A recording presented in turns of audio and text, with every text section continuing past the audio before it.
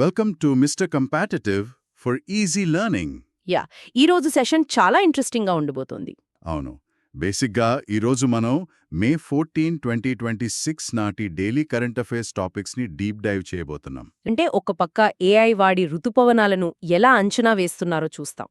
Yeah, అది చాలా crazy technology అసలు. అవును. ఆ తర్వాత మన దేశ భవిష్యత్తుకి సంబంధించిన 100 గిగావాట్స్ న్యూక్లియర్ ఎనర్జీ విజన్ గురించి మాట్లాడుకుంటాం. రైట్, అలాగే జియోపాలిటిక్స్ కూడా కవర్ చేస్తున్నాం కదా. Wild life sanctuary. ఫైనల్గా సిక్కింలో కనుగొన్న ఒక కొత్త మొక్క జాతి మెలనోసెరిస్ పెండ్రీ గురించి చూస్తాం. పర్ఫెక్ట్. సో మన first topic artificial intelligence enabled monsoon forecasting system. Yeah బేసిక్గా ఇండియాలో ఫస్ట్ టైం ఒక ఏఐ ఎనేబుల్డ్ బ్లాక్ లెవెల్ సిస్టమ్ను ప్రారంభించారు. ఇది ఐఎండి అంటే ఇండియా మెటీరాలజికల్ డిపార్ట్మెంట్, అలాగే ఐఐటిఎం మరియు ఎన్సీఎంఆర్డబ్ల్యూఎఫ్ కలిసి లాంచ్ చేశాయి. రైట్. ఇది వాతావరణ అంచనాల్లో ఒక పెద్ద గేమ్ చేంజర్ అని చెప్పాలి. కానీ నాకు ఒక చిన్న డౌటు, వాతావరణాన్ని అంచనా వేయడానికి మన దగ్గర ఇప్పటికే భారీ సూపర్ కంప్యూటర్లు, పాత మోడల్స్ ఉన్నాయి కదా. ఈ ఏఐ సిస్టంతో వచ్చిన కొత్త లాభం ఏంటి? ఇక్కడ మనం ఒక అనాలజీ వాడచ్చు. ఇప్పటిదాకా మనం వాతావరణాన్ని ఒక బ్లర్ అయిన జూమ్అవుట్ మ్యాప్లో చూసేవాళ్ళం. ఓకే.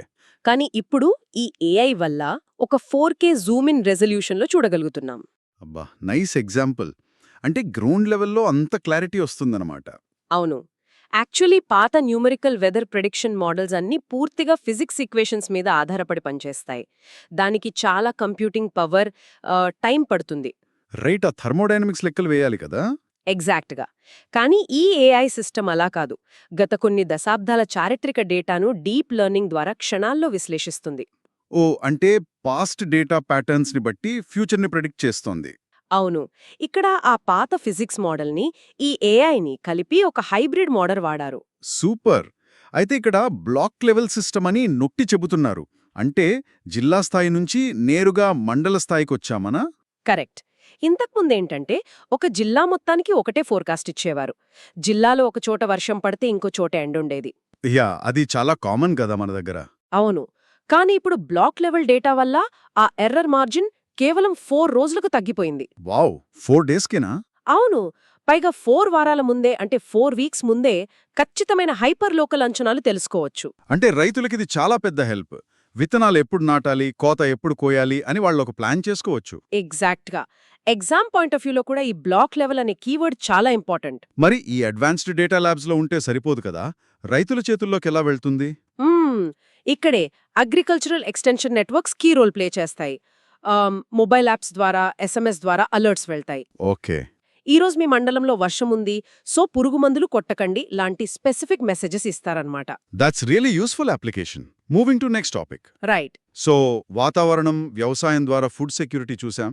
ఇప్పుడు దేశ భవిష్యత్తుకు ఇంకో ముఖ్యమైన పిల్లర్ ఎనర్జీ సెక్యూరిటీ. చాలా ఇంపార్టెంట్ థీమ్ ఇది. యా, టిఆర్ఐ సంస్థ అంటే the energy and resources institute ఒక రిపోర్ట్ ఇచ్చింది. బేసిక్గా 2047 నాటికి 100 గిగావాట్ల అణు విద్యుత్ అంటే న్యూక్లియర్ ఎనర్జీ ఉత్పత్తి చేయాలి అనేది టార్గెట్. అవును. కానీ దీనికి సుమారు 23 నుంచి 25 లక్షల కోట్ల రూపాయల పెట్టుబడి కావాలని అంచనా వేశారు. వెయిట్, 23 నుంచి 25 లక్షల కోట్ల? అది చాలా పెద్ద నంబర్ కదా. అవును. అసలు సోలార్, విండ్ పవర్ లాంటి ఆప్షన్స్ ఉన్నప్పుడు మళ్ళీ ఇంత బడ్జెట్ పెట్టి న్యూక్లియర్ ఎనర్జీ ఎందుకు? యాక్చువల్లీ ఇక్కడే గ్రిడ్ స్టెబిలిటీ కాన్సెప్ట్ వస్తుంది. సోలార్ పవర్ ఎండ ఉన్నప్పుడే వస్తుంది, గాలిమారలు గాలున్నప్పుడే తిరుగుతాయి కదా. అవును, అదొక ప్రాబ్లం ఉంది. దీన్ని ఇంటర్మిటెన్సీ అంటారు. కానీ దేశంలో ఫ్యాక్టరీలు, రైళ్లు 24 గంటలు నడవాలి కదా. దానికొక బేస్ లోడ్ పవర్ కంటిన్యూస్గా ఉండాలి. రైట్, కరెంట్ ఎప్పుడూ ఒకేలా సప్లై అవ్వాలి. ఎగ్జాక్ట్గా. ఆ కార్బన్ ఎమిషన్స్ లేకుండా స్థిరంగా కరెంట్ ఇవ్వగలిగేది న్యూక్లియర్ ఎనర్జీ మాత్రమే. ఓకే, కానీ ఇంత పెద్ద రియాక్టర్లు కట్టడానికి చాలా టైము, ప్లేస్ పడుతుంది కదా. ఆ 25 లక్షల కోట్లు అంత ఈజీ కాదు. అందుకే ఇప్పుడు ఆ పెద్ద రియాక్టర్ల మీద కాకుండా ఎస్ఎంఆర్స్ మీద ఫోకస్ చేస్తున్నారు. ఎస్ఎంఆర్స్ అంటే స్మాల్ మాడ్యులర్ రియాక్టర్స్నా? అవును. వీటిని పెద్ద పెద్ద సైట్స్లో ఏళ్ల తరబడి కట్టక్కర్లేదు. బేసిక్గా వీటి పార్ట్స్ని ఒక ఫ్యాక్టరీలో తయారు చేసి ట్రక్కుల్లో తీసుకెళ్లి ఎక్కడ కావాలో అక్కడ అసెంబుల్ చేస్తారు. ఓ వావ్, అంటే ప్లగ్ అండ్ ప్లే లాగా అనమాట. ఎగ్జాక్ట్‌గా. పైగా ఇవి సేఫ్టీ పరంగా చాలా అడ్వాన్స్డ్. ఒకవేళ పవర్ ఫెయిల్ అయినా పాసివ్ సేఫ్టీ సిస్టమ్స్ వల్ల వాటంతటవే కూల్ అయిపోతాయి. బయట నుంచి పంప్స్ అవసరం లేదా? లేదు, గ్రావిటీ అండ్ న్యాచురల్ కన్వెక్షన్ సరిపోతుంది. నైస్. మరి స్టాటిక్ జీకే పరంగా చూస్తే ఇండియాలో ఇప్పుడు ఎన్ని రియాక్టర్స్ ఆపరేషన్లో ఉన్నాయి? ప్రస్తుతం 25 న్యూక్లియర్ రియాక్టర్లు ఉన్నాయి. వాటి మొత్తం కెపాసిటీ కేవలం 8.8 గిగావాట్లు మాత్రమే. ఓన్లీ 8.8ఆ? అంటే 100 గిగావాట్కి వెళ్లాలంటే చాలా దూరం ఉంది.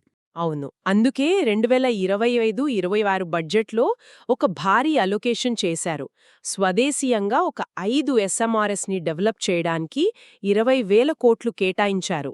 ఓకే. 2033 నాటికి ఇది కంప్లీట్ అవ్వాలి అనేది టార్గెట్. ఇది ఎగ్జామ్స్కి చాలా చాలా ఇంపార్టెంట్ ఫ్యాక్ట్. డెఫినెట్గా. Moving to next topic. Right.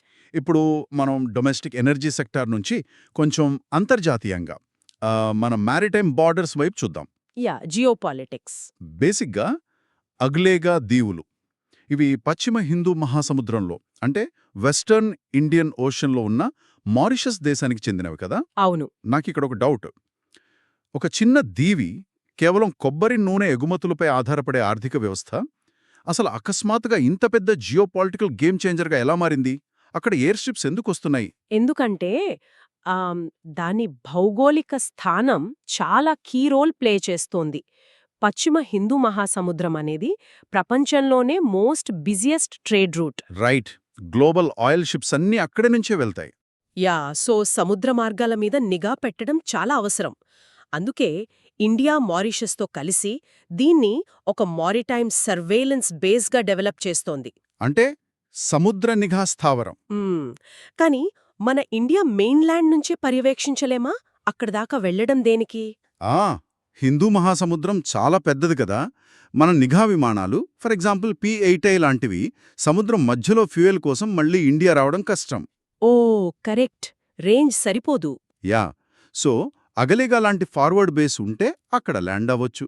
దీనివల్ల ఇల్లీగల్ ఫిషింగ్, పైరేట్స్ లేదా ఇతర నావికా కదలికలను ఈజీగా ట్రాక్ చేయొచ్చు. అంటే అదొక వ్యూహాత్మక వాచ్ టవర్ లాగా పనిచేస్తుందన్నమాట.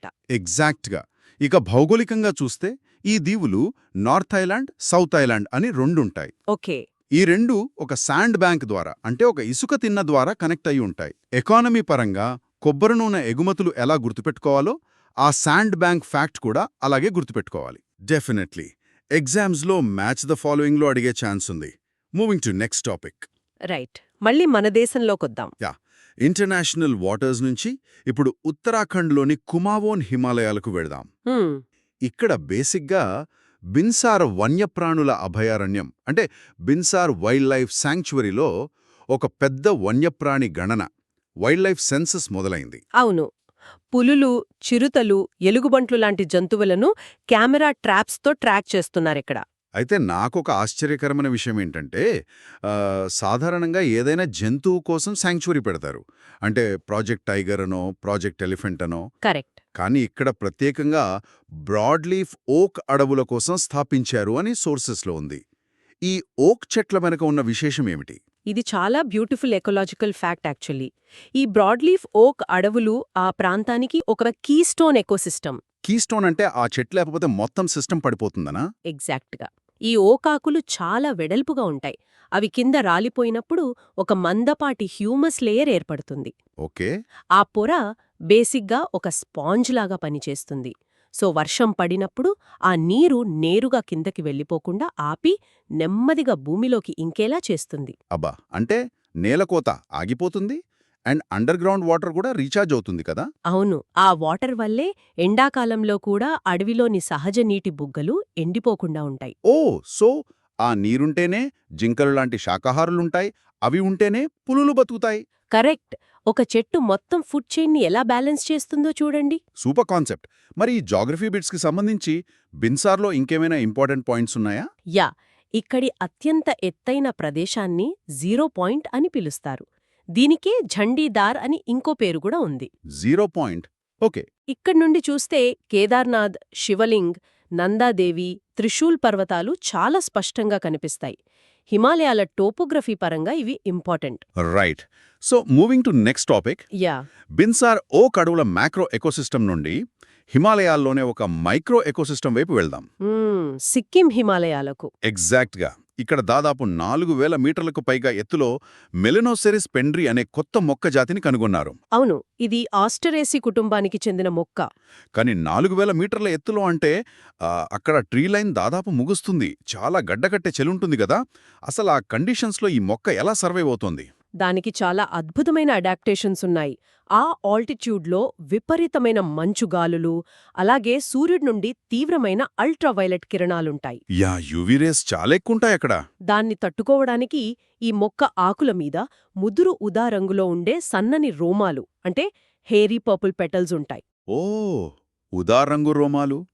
అవును, ఆ వెంట్రుకలాంటి నిర్మాణం ఒక థర్మల్ ఇన్సులేటర్లాగా పనిచేసి పగలు వేడిని స్టోర్ చేసుకుని రాత్రి చలి నుండి కాపాడుతుంది. అంటే ఒక natural sunscreen and sweater లాగా పనిచేస్తాయన్నమాట. మరి ఫుడ్ వాటర్ ఎలా తీసుకుంటుంది అక్కడ? ఆ రాళ్ల మధ్య ఉన్న కొద్దిపాటి పోషకాలను లాక్కోవడానికి దానికి చాలా బలమైన, లావైన వేరు వ్యవస్థ ఉంటుంది. Fleshy branching root system.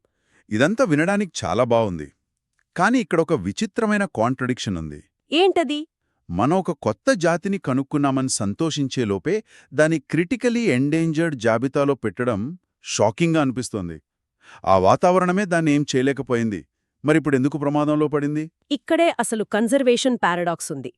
దీనికి ముప్పు ప్రకృతి నుంచి రావడం లేదు, పూర్తిగా మానవ కార్యకలాపాల నుంచే వస్తోంది. అంటే టూరిజం వల్ల? ఎగ్జాక్ట్గా. అదుపులేని పర్యాటకం ఒక మెయిన్ రీజన్.